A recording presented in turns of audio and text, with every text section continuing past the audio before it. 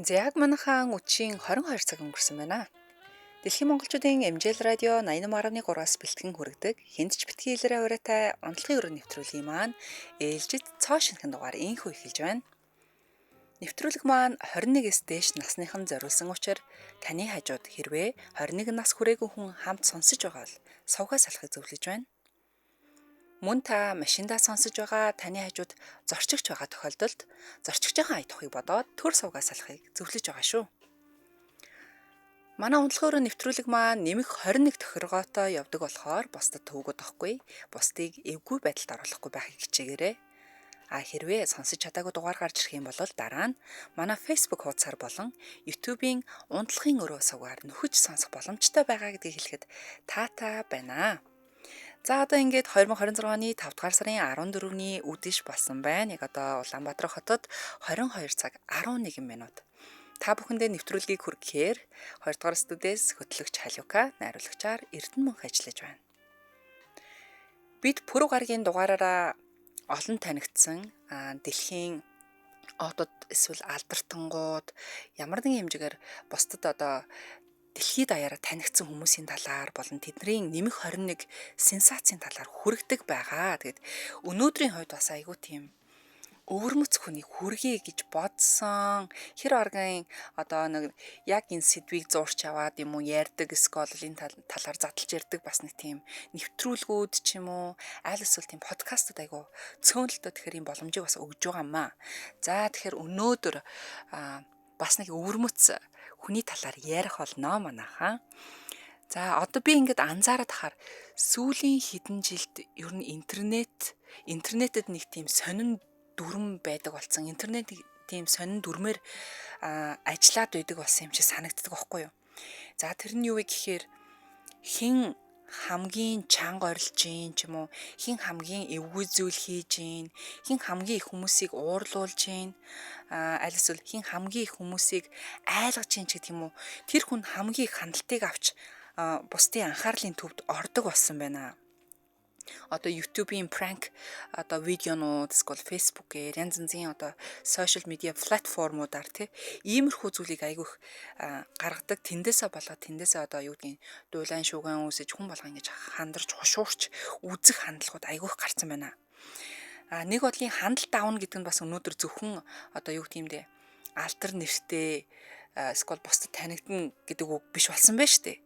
Энэ харин мөнгө олно гэсэн үг, бизнестэй болно гэсэн үг цаана бас явж л байдаг л та. Заримдаа бас яг хитрхи бас нэг буруу зүйлээрээ оролдоод ч юм уу буруу шууган тарсныхаа эцэст нэг тийм шүүх цагдаагаар зууралдах, улс төр эсвэл ёс зүйн маргаанд тутгалдах нь хүртэл бий байдгаа. Тэгэхээр өнөөдрийн бидний ярих хүн бол яг ийм асуудалд орсоор ч ирсэн. Өөрөө ч олонний анхааралд орох дуртай бас нэгэн хүн байгаа юм л та. Тэгэхээр түүний нэрийг Bonnie Blue гэдэг. Bonnie Blue. За харин жинхэнэ нэрийг нь болохоор Tia Bellinger гэж нэрлэдэг юм байна. Би болохоор Tia Bellinger гэдэг өөрийнх нь нэрийг мэдэхгүй харин Bonnie Blue гэдгийг нь болохоор мэдээд байгаа байхгүй. За энэ яадаг хүн юм бэ яасан хийсэн гэсэн чинь тэр одоо энэ эмэгтэй маань Английн Nottinghamshire гэдэг газар төрсөн 1999 оны эмэгтэй байгаа. За дэлхийн олон хүн түүнийг насанд хүрэгчдийн киноны жүжигчин, OnlyFans насанд хүрэгчдийн контент бүтээгч од гэдгээр нь мэддэг болсон. Гэхдээ өнөөдрийн Bonnie Blue-гийн тухай яриа бол зүгээр нэг тийм насанд хүрэгчдийн киноны салбарын тухай биш байх болно л доо. Энэ бол одоо юу гэдгийг social media platform муудаар гарч байгаа одоо өөрийнх нь дагуулж авчирсан дуулайн шууган бас мөнгө төгрөг энэ хүний магадгүй хувийн болон бусдын дотн харилцаа завхрал залуу үе одоо юу гэдэг феминизм улс орнуудын хууль олон нийтийн уур хилэн гэл бүгд л яг нэг дор нэг хүний нэр дээр хэрхэн мөргөлдөж болдгийг жишээг ярилцах юм байнамаа. За насан туршидтын киноны одоо алдартай жүжигчин гэх юм бол хамгийн түрүүнд миний болон дэлхийн нийтээр маш сайн мэддэг жүжигчин од хүн болохоор Mia Khalifa гэж би төсөөлдөг байлаа. За насан туршидтын кино үздэггүй гэхэр чи Mia Khalifa юу гэдэг шиг Mia Khalifa гэр нь үзэж байгаагүй насан туршидтын кино үзэжсэн хүн байхгүй бах тийм ээ манайхаа. Тэгэхээр хүн болгоно л одоо мэдэж байгаа үзэжсэн жүжигчин. Гэсэн чи одоо болохоор Мия Калифа ч одоо зодог шуудаа тайлаад өгцөн гэдэг шиг тий. Ингээд баг тэтгэвртэй гараад байгаа юм уу яагаад энэ салбарт ажиллахаа болцсон байхгүй юу. Тэгсэн чи одоо хин ингээд хамгийн одоо номер 1-ээр одоо юу гэдэг ч юм бэ? Топ 10-аар ч юм уу 10-таа ч юм ингэж түлхүү орж иж байгаа гэхээр энэ Bonnie Blue гэдэг эмэгтэй. За энэ болохоор өөрийнх нь одоо тайцны гэх юм уу одоо энэ насан туршидын кинод салбарын талбарынх нь нэр шүү. Харин өөрийнх нь нэр нь болохоор Tia Bellinger гэдэг нэртэй байсан юм байна. Тэрийг бол би саяхан л мэдчихэж авлаа. За хэрвээ хий нэгэн Bonnie Blue-г харж байгаагүй, киног нь үзэж байгаагүй юм бол нэг үгээр одоо тайлбарлаж хэлье гэх юм бол тэрээр OnlyFans гэдэг насан туршидын платформ байдаг л та. Кино, контент, бичлэг тавьдаг. Тэнд болон бусад платформ дээр насан туршидын контент хийж өөрийгөө шок маркетинг буюу хүмүүсийг зориуд нэг юм цочроох, маргаан үүсгэх те viral болох аргаар одоо нэг шууд шуугуулах аргаар дэлхийд даяар танигдсан Британийн одоо adult performer гэж ярьдаг насан туршидын кино контентын од байгаамаа. Түүнийг зарим хүн болохоор одоо ингэж бас өмгөөсөн юм талууд байдаг. Юу вэ гэхээр юу гэсэн үг юм бэ? Хүн өөрийнхөө биеийг л ашиглаж гин, өөрийнхөө биеийг ашиглаад бизнесээ бүтээж гин, сонголтоо одоо энэ бүх сонголтыг өөрийгөө удирдах байгаа юм хитэл биш үү? Өөрөө юу хийхээ мэддэг, яаж мөнгө олохоо мэддэг л одоо өөрөө одоо юу гэдгүүлээ яг тийм л эмхтэй штэ гэж хардаг бол харин зарим нэг хүмүүсийн өнцг нь болохоор за юу гэсэн үг юм бэ 18-аас 19 насныхан одоо 17-аас 19 насны залуусыг ихэвчлэн онилдгоо наад эмхтэй чинь тийм ээ тэгээ дотн харилцааг рекорд тогтоох гэж чаленж болгож хүний биеийг одоо эмхтэй хүний биеийг ялангуяа бараа таваар болгож байгаа юм шиг ингэж харагдуулдгаа гэж айгүй шүүмжилдэг юм байна. За ингээд энэ хоёр одоо талын талтай байр суурийн яг дунд нь одоо энэ Bonnie Blue гэдэг нэр өнөөдөр орчин үеийн интернет соёлын нэг том маргаан болж хувирсан байдаг байгаа. За Bonnie Blue буюу Tia Bellinger ер нь бол анх эхлэхдээ нэг жирийн нэг юм эмэгтэй охиноор хэлсэн л дээ мэдээж. За од болохоос өмнө Tia Bellinger гэдэг нэртэй жирийн нэг эмэгтэй байсан. Тэр Английн яг энэ Nottinghamshire гэдэг газар өссөн. Тэгээ зарим нэг ярилцлага болон хэвлэлүүд подкастад энтэнд өгсөн өөрийнхөө бага насны түүх өсвөр үеийнхээ тухай гадаад төрхөөрөө их шоолуулдаг байсан гэсэн юм ярилцлагууд их өгсөн байлээ. Мөн өөртөө ихтгэлтэй болох гэж их тэмцдэг байсан гэсэн юм өнцгүүдийг өнгөстэй мэдээллүүдийг бас ингээд сошиал хуудасуудаараа болон нэвтрүүлгүүдээр ингээд ярилцлагандаа өгсөн байдаг. За, иймэрхүү төрлийн мэдээллүүд нь ихэвчлэн таблоид ярилцлага гэж ярьдэн шүү дээ. Тэг яг өргөн нэвтрүүлгээр биш юм а гэхэд ядаж л нэг юм подкастаар ч юм энэ төрөнгөр ингээд өөрийнх нь ярианд тулгуурласан байдаг учраас бид одоо яг энэ болохоор өөрөө ярьсан намтарчилсан хэсэг нэ гэж ойлгож болох нь. Тэгэхээр яг өөрийнх нь намнаас сонссон. За, гэхдээ мань хүн багасаа ингээд adult content star болохоор мөрөөдөж байгаагүй гэж байгаа. Одоо насан туршидын кинонд тоглохоор тоглолын доо би том болоо тийм болно да гэж ерөөсөд одоо мөрөөдөж байгаагүй. Харин олон их сурвалжид одоо түүний өмнө нь одоо мэдээснээр ердийн ажил хийдэг байсан. Ялангуяа санхүү тал дээр их ажилладаг байсан. Ажилд одоо зуучлалын салбарт бас ажиллаж байсан юм туршлагатай гэж хэлсэн байна. Өөрөөр хэлбэл Bonnie Blue-гийн түүх нь би багасаа юм болохыг хүссэн. Би багасаа юм насан туршидын киноны од болмоор байсан гэхээсээ илүү одоо юу гэх юм бэ би энэ зүйлийг сонгосон шалтгаан маань зүгээр л интернет дээр боломж байгааг хараад тэр боломжийг зүгээр л хамгийн хурц хамгийн маргаантай байдлаар ашигласан штэ юм болохгүй гэж гэдэг юм үнцгийг гаргаж ирээд байгаа юм. Надад тийм одоо би бол байна, царай бол байна, надад бүх юм байна. Одоо магадгүй одоо өөрийнх нь үнцэг нь нөхгүй. Надад би байна, царай зүс байна. Дээрэс нь одоо юу гэдэг эрэгтэй хүнийг ингээд татах арга байна. Яагаад зүгээр л нэг энэ тийм залуучтай уулзаал ингээд дотн харилцаанд орж байгаа. Эндээсээ бас ингээд мөнгө орлоготой болно л доо гэд. Тэгэд яг энэ үнцгээр ингээд явсан гэж байгаа байхгүй юу. За тэгэд амьдралд нь хамгийн эрт одоо юу гэх юм бэ? Хамгийн одоо анхныхан болон хамгийн сүүлийнх нь яг сайн мэдэхгүй байна. Баталгаатай. Гэхдээ хамгийн удаан үргэлжилжсэн одоо хувийн харилцаанд нь хайр сэтгэлийн харилцаа нь бол ойлын үр дайвдсан гэдэг залуутай яа гарахгүй холбоотой л та. Энэ залуу нь болохоор одоо өөр болохоор сүлдээ Оли гэж дууддаг байсан юм байна. Тэгээ хэвлэлүүд болохоор тэднийг одоо өсвөр насны бүр ингээ бага насны анхны хайр дурлалууд гэж ярьсан байна лээ. Тэгэхээр зарим их сурвалжид болохоор тэд нар бүр 2015 оноос хойш хамт үерхэж нөхөрлөөд Тэгээд дотносоод ингэж явсныхаа эцэс 7 жилийн дараа 2022 оны 2 дугаар сард тэд гэрэлсэн. Тэгээд дараа нь Олитойгоо хамт Бони маань Австралийн Gold Coast гэдэг рүү нүүсэн гэдэг юм мэдээлэл бол хаасаагүй байна лээ. За Gold Coast нь Австралийн зүүн эргийн дагуу хот байгаа. Queensland мужидах юм ер нь бол одоо юу гэж тайлбарлах юм бэ? Америкаар бол Лас Вегас гэж ярьдэн штэ. Нэг шоу, цэнгэн, аригталт, одоо яан хандалт юу л гэдгийг те болохгүй бүх юм бэждэг нь болохоор Лас Вегас гэж ярьдаг те. Яг Австралийн Gold Coast гэдэг чинь яг тэрэн шиг унтдаггүй хот гэж ярьдаг. Бүх ингээд зүйл нь буцалж байдаг газар аахгүй юу? За тэгээд тийшээ нүүс юм байна. 2022 онд 20 дугаар сард гэрлэнгүүтээ дараа нүүсэн. За тэгээд яг ийм юу болсон бэ гэхээр энэ үед одоо яг нүүсэн үедээ Бони бүлэг бол хинч мэддэггүй байсан. Яг гэвэл ийм контент хийж эхлэх байсан. Тэгээд тэр яг одоогийнх шиг ямар нэгэн байдлаар скандалтай буюу шуугиан дагуулсан олонний дунд танигдсан байгаагүй. Ердөө Тиа гэдэг залуу эмэгтэй нөхөртөөгөө шинэ амьдрал эхлүүлж байгаа л хүн байсан байна л да. Тэгээд Австралид очисныхаа дараахан түүний амьдрал айгу эрс өөрчлөгдсөн гэж байна. За яасан бэ гэхээр Австралид байсан хугацаанууд нь болохоор 2022-оос 2023 он гэсэн байна лээ. Тэгэхээр тэндээ нэг шин салбар руу орсон гэд. Тэгэд энэ юу вэ гэхээр хосууд Их Британаас Австрал руу нүүчээд шин оронд очоо, шин амьдралыг одоо зохиогоо, шин боломжуудыг ингэж хараад бийж байсан чинь яг тэр үе нь болохоор нэг юм ковид үе болж таарсан юм шиг байна лээ.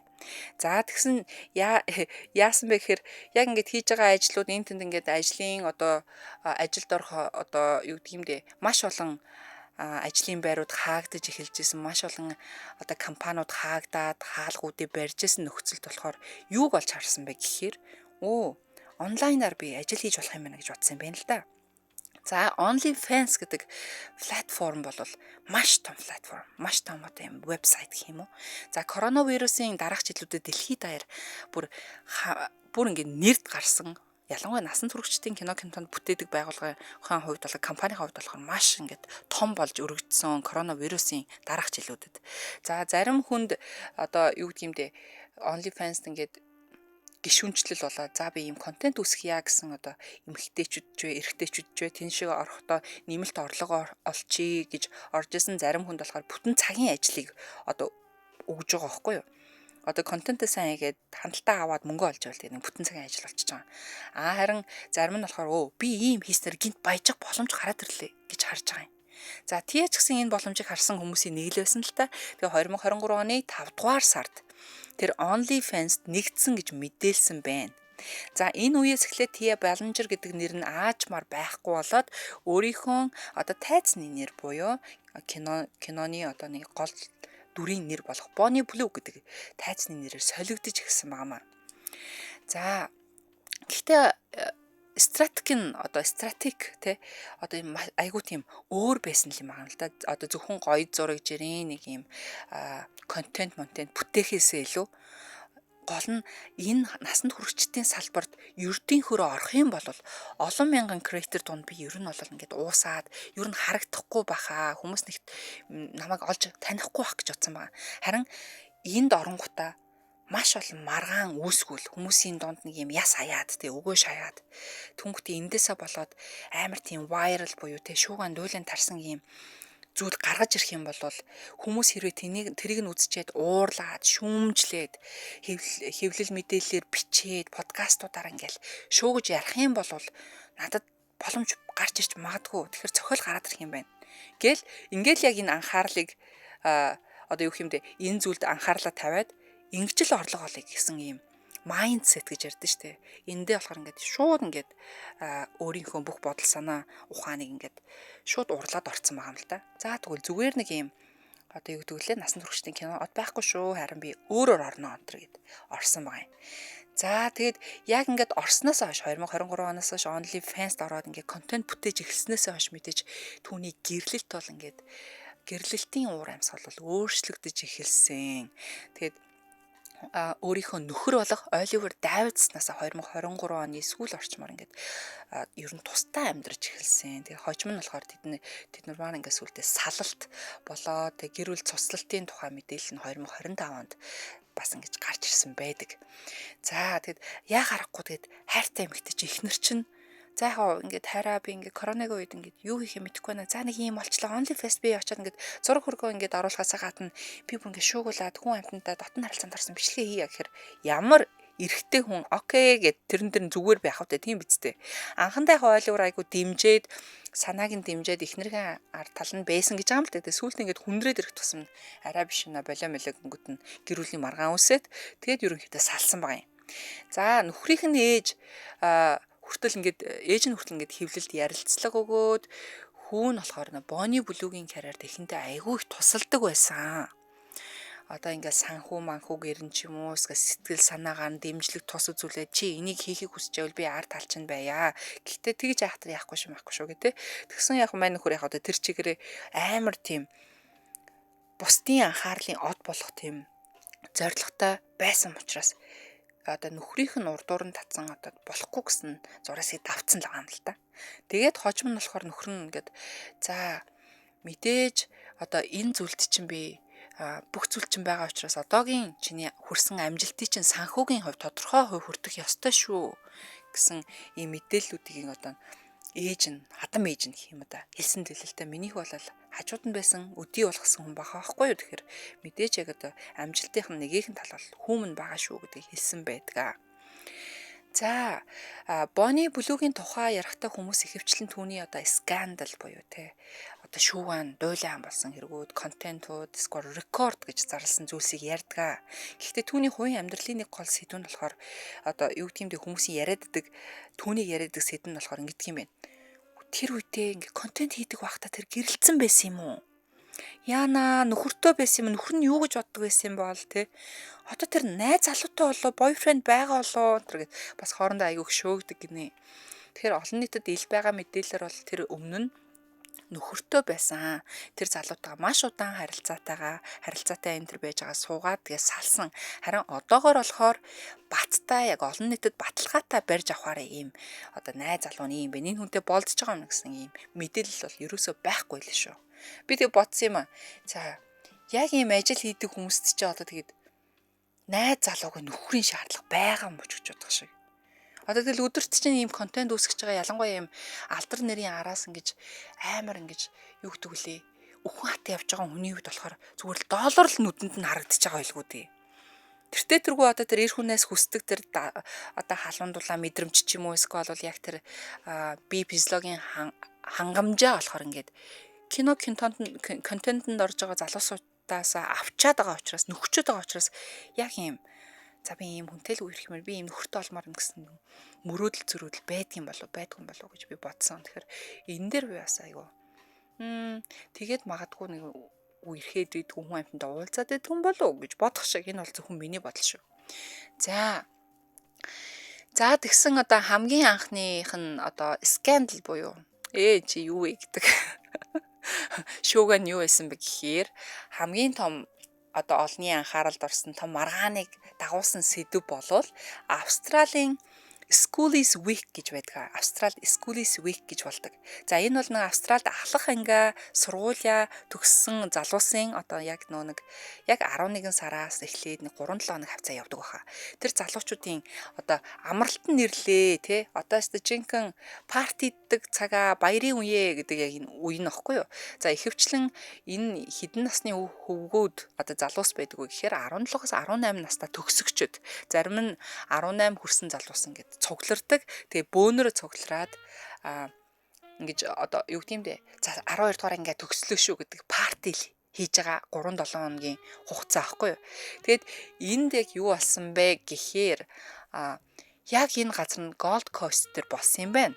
Тэгсэн чинь Bonnie ингээд контент хийдэг болсон байгаа даа штэ. Тэр үе дээр шууд ингээд далайн эрэг дээр ингээд болж байгаа маш олон хэдийдэн зугаараа олж байгаа энэ Schoolies Week дээр очингуудаа өөрийнхөө OnlyFans руу одоо ингээд чиглүүлэх ч юм уу хандлага авах эсвэл дагагчаа нэмэхэд бол ингээд QR кодуудаа ингээд тараасан юм байна л та. Түнхтэй hi my name is гэдэг шиг те миний нэрийг Bonnie Blue гэдгээ чи OnlyFans руу ороод энэ QR-ыг уншуулад миний бичлэгийг үзээрэй үн төлбөргүй гэдэг ч юм уу те. Аль эсвэл чи зүгээр л нэг тэтгэн доллар төлчих юм бол намайг хинтээ хаан дотн харьцаанд орж байгааг харах болно шүү гэд ингээд QR-аар тарааж эхэлсэн байна. За тэнд чинь одоо цугласан залуучууд маань болохоор Мэдээж зөв зүгээр ингээд цуглараа зүгээр хөл бөмбөг тоглож ингэж байхгүй шүү дээ. Тэгэхээр яг партид байгаа болохоор ингээд одоо архитаас дарс хэрэглэж байгаа хөгжим сонсоод тий үнэхээр ингээд вайблал капилж байгаа залуучууд нь хэдэн зугаар яж хаад энэ эмэгтэй гүжичэл намайг Bonnie Blue гэдэг би OnlyFans-ийн ингээд creator content үүсгэж байгаамаа. За тэгээ дээрэс нь хин надтай одоо ийшээ явж бичлэгэнд оронгоо одоо дотны харилцаанд орж байгаа бичлэг кино хийх үү гэв. Тэгээд тэгж асуугаа яваадсан. За хамгийн гол нь 18 нас хүрсэн л бол хууль ёсны насанд хүрсэн гэдэг зүйл одоо бас байгаад идэв штэ. Тэгсэн чинь харин дөнгөж насанд хүрсэн сургуулаа дөнгөж төгссөн залуусыг зориуд онилж байгаа нэг тийм ангууч одоо ан хийж байгаа юм шиг гэдэг дээр хүмүүс амар уурн хүрсэн байгаа хгүй. Яг тэгвэл яг тэр контентээ хийцэн. Яг тэр 12 дугаар ингээд дүнгэж төгсөж байгаа зарим нь баг анхны үнсэлтэй одоо анхныхаа одоо охиныг үнсэж үзсэн үгүй юу хүнтэй үерхэж үзсэн үгүй юу энэ хүүхэнд бол падли байхгүй байгаа хгүй. Тэр залуусыг за хин надтай ингээд контент бичлэгэнд ормоор байна. Та нар гоё ингээд ийм эмхтэйтэй ингээд ийм юунд орж ин хэр гоё биш үгээд нөгөөдөл чинь нэг алкогол төвшний хэрэглээтэй болохоор гүйччихэд хідэн 10-аараа бичлэгт нь орчихсон. Тэрэн дараа нь контент нь ингээд тавигдсан байгаа гэж байгаа байхгүй юу. За тэгээд нэгэнт ингээд тийм бичлэг контент интернет дээр тавигдчихвол одоо интернетийн digital print гэж яриад байдаг шүү дээ. Интернет дээр чиний тухай байгаа мэдээлэл бол хизээч устна гэж опсоо. Тэгэхээр нэгэн л одоо яг тэр одоо юу гэмдэ насанд хүрэгчдийн киноны оддоо бичлэгэнд орж байгаа тэр насанд хүрсэн үрээг нь яг сайн мэддэхгүй шүү дээ. Түүнхдээ тэр эрэгтэй тэр залуугийн бичлэг бол тэндээ ингээл мөнхөрнөл гэсэн үг. За энэ бол маш их одоо уур уцаарыг Австрал даяар тараасан байдгаа. Тэгэхээр өөрөө болохоор яг ингээд сошиалор ингээд шуугаад юу болоод байна энэ яагаад ингэж байгаа юм бэ гэдгсэн чинь өөрийгөө хамгаалж байгаа одоо үнцг нь болохоор юу гэсэн үг юм оролцогчд ингээд надтай ингээд ийм дотн харьцаанд орсон надтай унтсан залуучууд бүгдээрээ насанд хүрсэн байсан за зөвшөөрөлтөө байсан бичиг баримтыг биш халгаж байгаад унтаж өвцсөн штеп бичлэгэндээ оруулсан хин би тэднийг алавдсан юм гэж заяа. Угаасаа би тэднийг алавтаагүй шүү дээ. Тэд нар өөрсдөө дурандаа надтай унтсан гэд. Тэгэд яг энийг нь бодохоор эрх зүйн хувь буюу хууль эрх зүйн хувьд болохоор яг ингээд өөрийг нь бас хамгаалчихад байгаа байхгүй юу. Яг тэгвэл за тийм байна. Энэ бол хүчин биш байна ч юм уу те. Аль эсвэл алавтаагүй юм байна. Дээрэс нь 18 нас хүрсэн ийм мэдээлэл байгаад байгаа юм байна л да энэ гэд 18 нас хүрсэн байна гэхээр яг хууль талаас болохоор болоод идэг. А гэхдээ харин нөгөө талаараа болохоор одоо ихэнх австралчууд болон иргэдэн шүүмжлэгчд нь одоо зөвхөн Австрал гэлтгүй ингээд олон улс даяар шүүмжилж байгаа өнцг нь болохоор зөвшөөрөл гэдэг чинь одоо тэг яа гэл те. Тийм гэж хэлэхтэй биш ч дээ. Гол нь энэ хүн чинь дотоод ухамсартаа ингээд бүрэн ойлгоод тухайн одоо юунд орж байгаагаа бүрэн ойлгож байсан юм болов. Тэр одоо хөвгүүд те зарим нь хөвгүүд зарим нь залуучууд яг ямар бичлэгэнд яаж орох гэж байгаа мэдсэн юм болов. Энэ бичлэг насан туршдаа интернетэд үлдэж магадгүй гэдгийг ойлгож байсан уу. Тэгэд яах юм бэ? Ирээдүйн ажил гэр бүл нэр хүнд одоо ингэ сэтгэл зүйд нь хэрхэн нөлөөлөхийг мэдж байна уу? Тийм ээ. Парти орчин буюу одоо ингээ шоу цэнгэний орчиндоо согтуурлах ундаандаа одоо peer pressure гэж ярьдаг те. Найзуудын дарамт нь бас нөлөөлсөн байж болох уу гэд маш ийм талаасаа ингээд олныг шуугуулсан юм анхны зүйлээрээ ингэж ерөнхийдөө ингээд олон танигдж ирсэн гэж байгаа юм. За тэгэхээр яг бид нар юу хүсээд одоо юуг ярих вэ гэхээр энэ эмхтэй бол анханасаа л би зүгээр нэг юм цаанаасаа ингээд тавилттай жүжигэн дээр ингэж насан туршид ингээд тоохлохгүй. Би харин шуугуулмаар юм. Дүүлэн тармаар гэснийхэн одоо яг ихнийхээ алхмыг хийсэн буюу айгу амжилттай ичиж байгаа байхгүй юу. Дүнхтээ яг ингээд хууль эрх зүйн талаас нь ингээд ямар нэгэн арга хэмжээ авах гэхээр болохгүй. Яг бол насан туршсан хүмүүс байсан ингээд. За ингэж олон танигдсан эмхтэй байдаг байгаа. За ингээд яг одоо 22 цаг 34 минут болсон байна. Тэгээд унтлагын өрөө нэвтрүүлэгтэй хамт байгаа бүх сайхнуудаа энэ үдшийн мэндийг хүргье. Та нар юу эцгээж байна? Үдшийг сайхан өнгөрөөцгөж байна уу? Сонь сайхан юутай? Манай найруулагч маань Bonnie Blue-гийн зургийг нөхцөн байна л та. Энэ эмхтэй болохоор ингээд яг Lady Gaga-тай жоохон төстэй юу? Би бас тийм комментиг бас найруулагч авсан Lady Gaga-та төстэй юм шүү царай ингээд хараадсан ч нэрээ Lady Gaga-аар хууч юм шиг тийм ээ.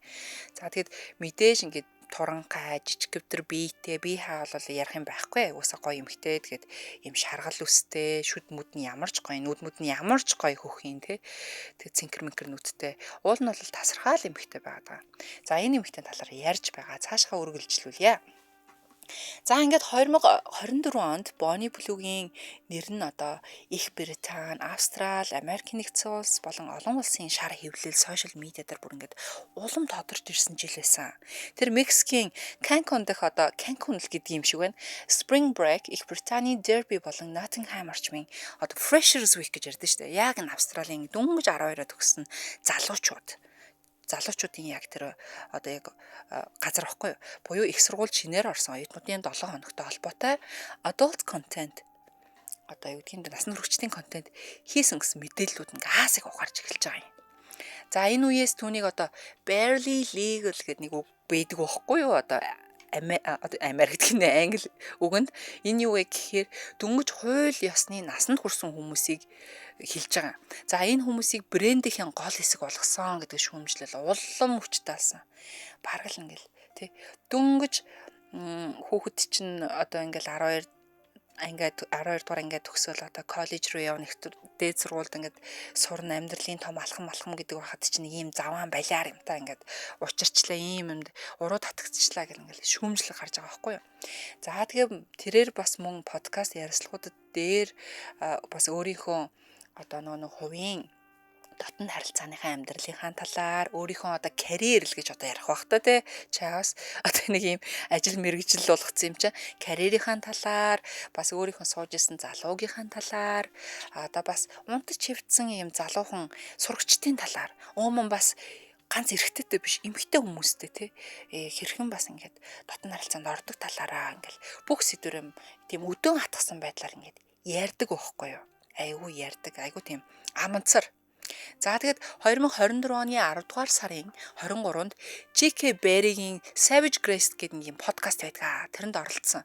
Тэгээд түүнийг илүү том одоо яг тэрэнд оролцсноос хойш амар тийм viral болгочихж байгаа байхгүй юу. Тэгэл хүн болгон л oh my god тэр нэг Bonnie Blue-гийн тэр JK Berry-гийн орсон тэр подкастын сонссон уу юу хэлснийг мэдсэн үү өнтер гэж заяа. Хүн болгон юу гэсэн ингээд ороод үзэнгүүт тэнд юу гэж хэлсэн бэ гэхээр одоо түүний ярьсан яриа нь эмэгтэйчүүдийг айгу дорд үдсэн өнгө аястай.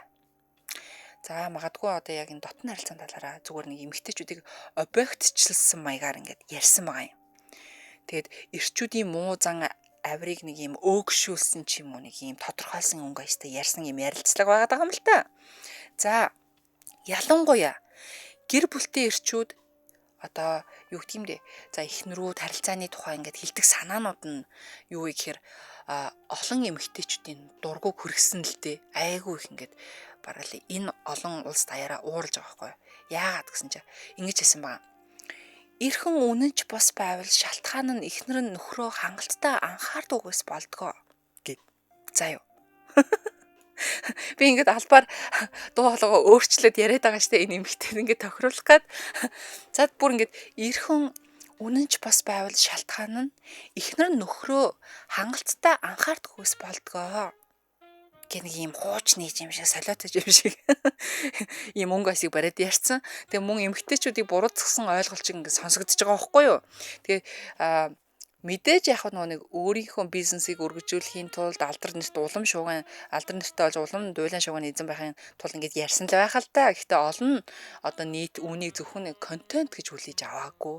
Харин эмэгтэйчүүдийн эсрэг доромж ойлголт, гэр бүлийн хариуцлагыг эмэгтэй дээр ингээд эмэгтэй л хүн дээр дангаар нь тохож байна гэсэн ийм зүйлсийг олж харсан байна.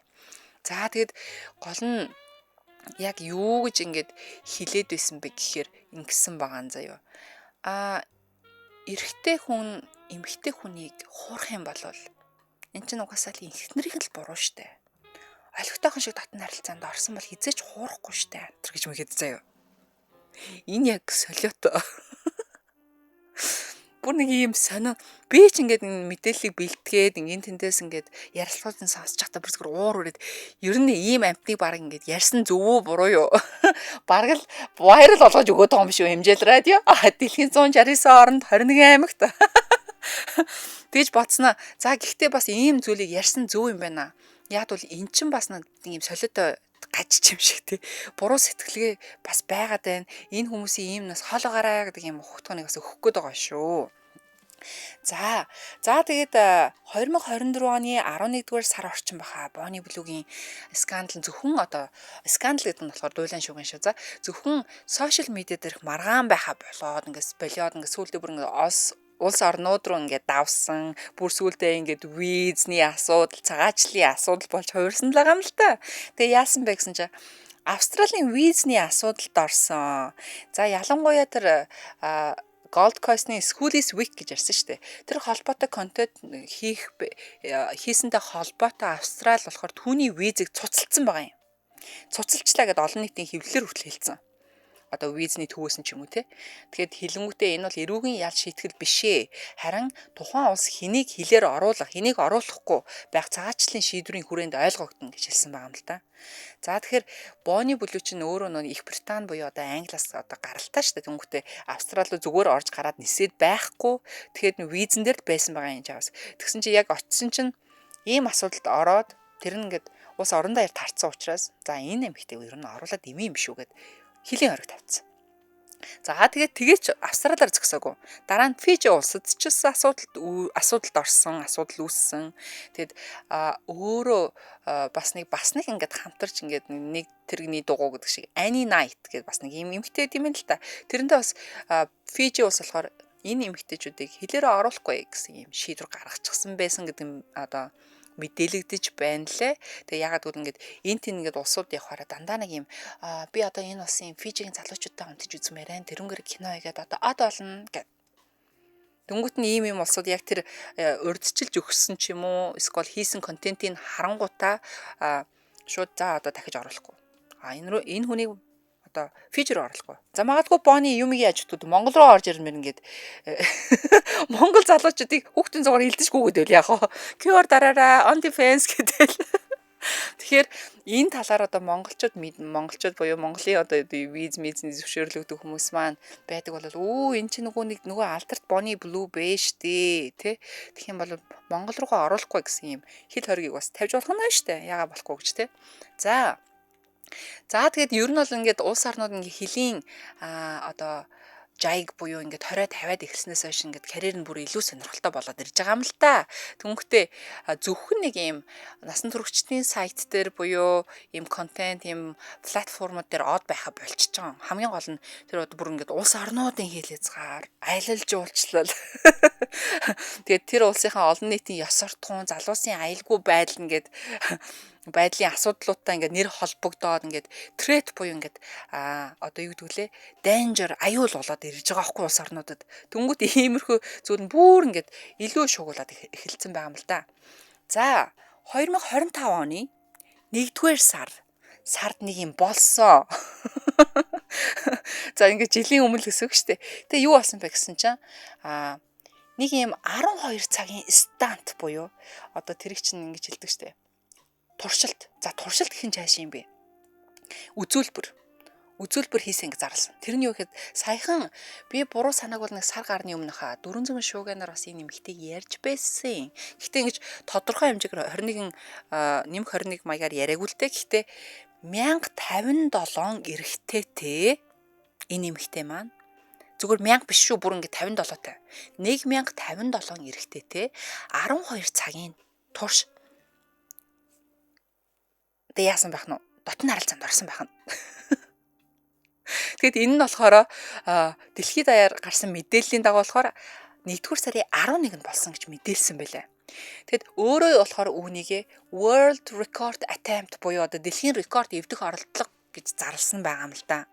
Тэгээ мэдээж энэ төрлийн рекорд нь болохоор одоо тоон аль биесээр баталгаажуулахад айгүй хэцүү л дээ.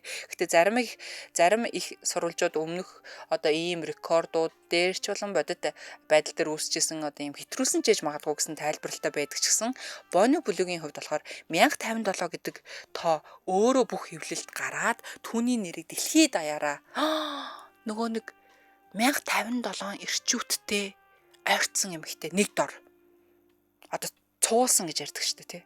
Өөрөө ингээл нэг юм буудалд ингээл орон дээр нэвтэж байгаа байхгүй. Тэнгүүтээ нэг ээлжлээл нөгөө залуучууд ингээд тасралтгүй 12 цагийн турш rotation буюу ингээд эргэлдээд ингээд ороод байсан байгаа юм. Нэг эмэгтэй тэгэл унтаад ингэсэн шүү дээ. Тэгвэл тэр зүгээр нэг унтаад хөдлөөд гараад хойш бүр ингээд эрэхтэй бүр ингээд тавьжээж гарч исэн гэж байгаа байхгүй юу.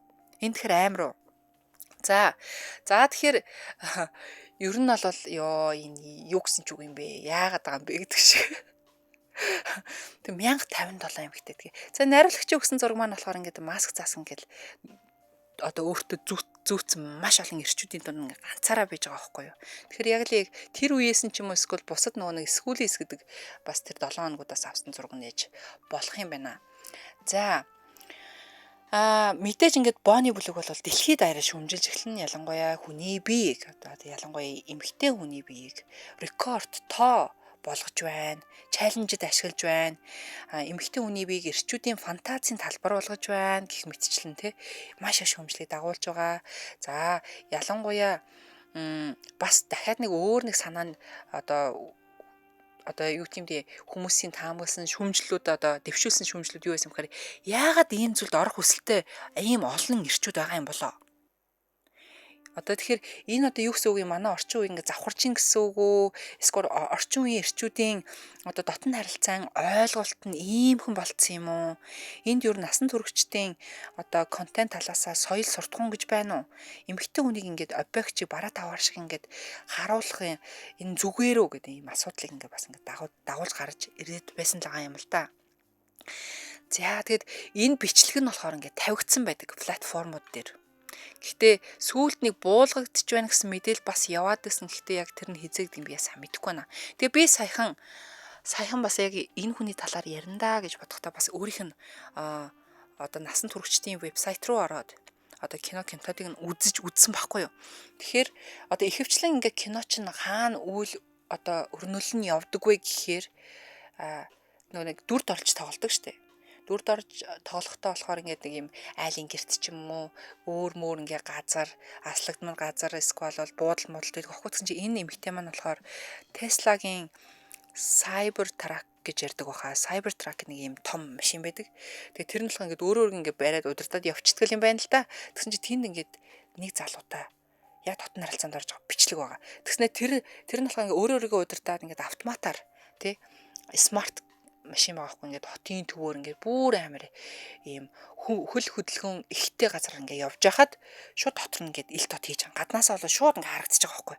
Шалтан эмхтэй эрэхтэй хоёр. Тэгэл нөгөөдөг чинь ингээд бүр ингээд ич санаа зовхонгүй хийж байгаа юм бичлэг байна лээ. Тэгэхээр мэдээж тийм хэмжээнд хийж чадж байгаа юм чинь тэгэл иймэрхүү зүйл ингээд ямар ч асуудалгүй болоо тал гэж бодсон л доо. За ер нь бол 2025 оны 100 гэхэд одоо channel 4 гээд одоо сувг 4 гэдгээр 1000 одоо 1000 Men and Me гэдэг юм баримтат кино гаргаж ирсэн юм байна. Одоо 1000 эрчүүд болон би гэдэг те баримтат кино гаргасан. Тэгэд Channel 4 энэ киног түүний амьдрал болон одоо нөгөө нэг яаж энд ийм зүйл хийсэн 1057 хүнтэй одоо юу гэдгийг яаж ингэж ийм олон нийтийн одоо маргааныг дагуулад байгаа юм кино хийж чадсан юм бэ энэ төр талаар нь л ингэж өөрөөс нь асуусан ярилцлага те амьдралыг нь яриулсан ер нь өдрийн турш нэг өдөр гэхэд Бонигийн хувьд яаж өнгөрдөг ингээл нэг юм үзүүлсэн юм баримтат кинонд хүртэл тоглолцсон байвал яах вэ?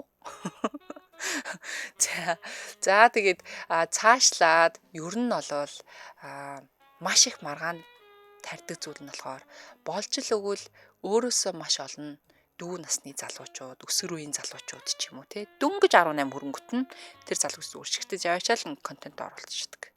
Тэгэхээр энэ болохоор мэдээж одоо манай залуу өсвөр үеийнх нь буруу ойлголт өгж байна.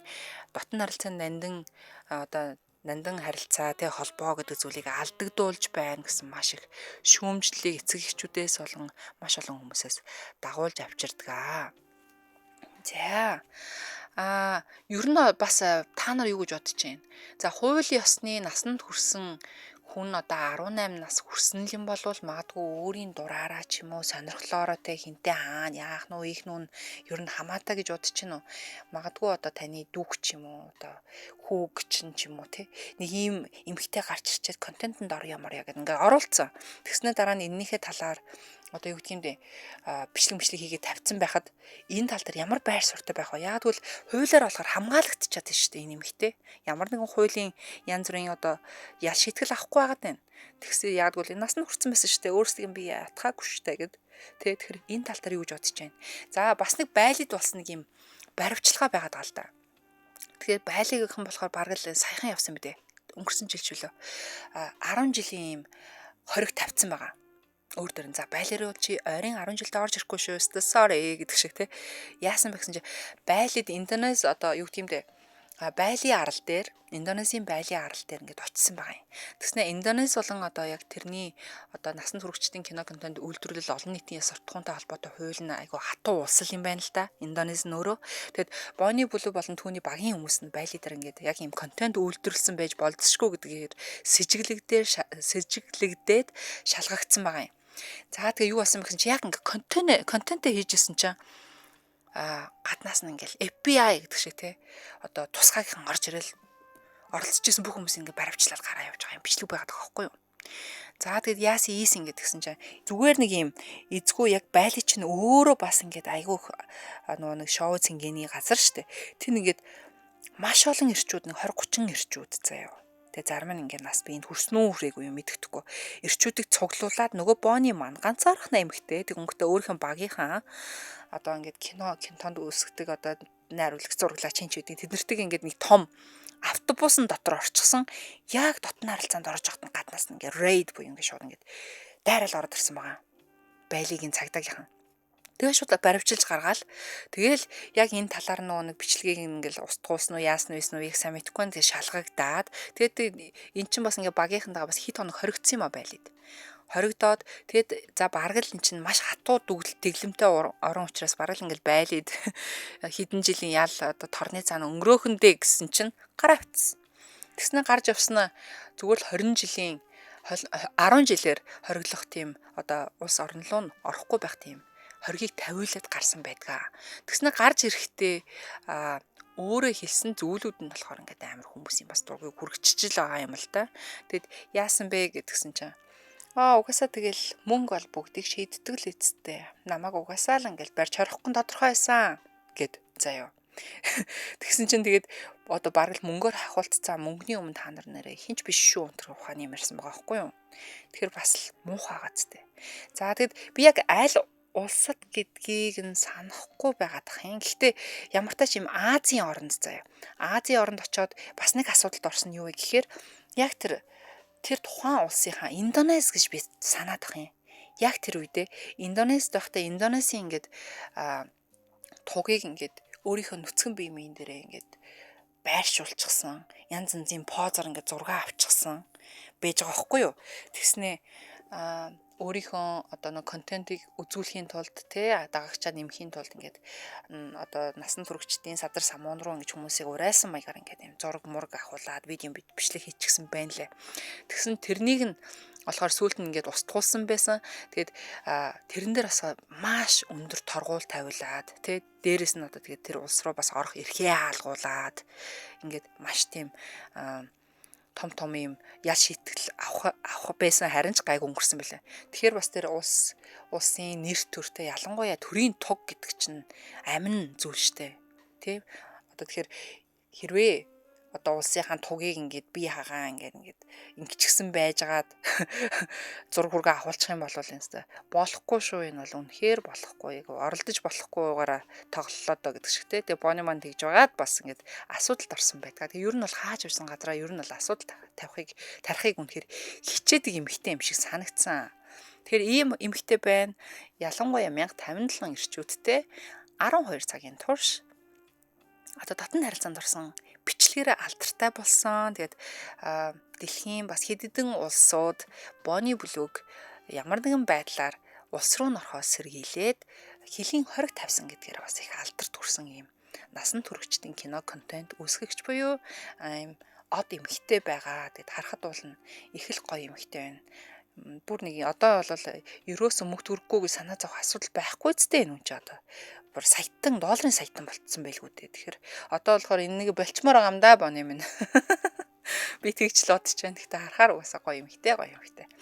За энэ хүрээд манай өнөөдрийн 4 дахь пүрэв гарагийн маань олонний танил хүмүүсийн скандал буюу дуулан шүүгэн маань хүрээд өндөрлөж байна. Тэгээд хамтдаа байсан унтлагын өрөөнийхөө бүх сонсогчдоо болон сайхнуудаа маш их баярлалаа. Тэгээд контент нэвтрүүлэг маань таалагдсан гэж найдаж байна. Тэгэхээр хөтлөгч Чалукан маргааш буюу Баасан гаргийнхаа үчийн хөтөлбөрүүдээр та бүхэнд агуулцгаална. Тэр болтол та нар маань бүгдээрээ сайхан амраад ороод ирцгээгээрэй. Дэлхийн монголчуудын MJL радио 88.3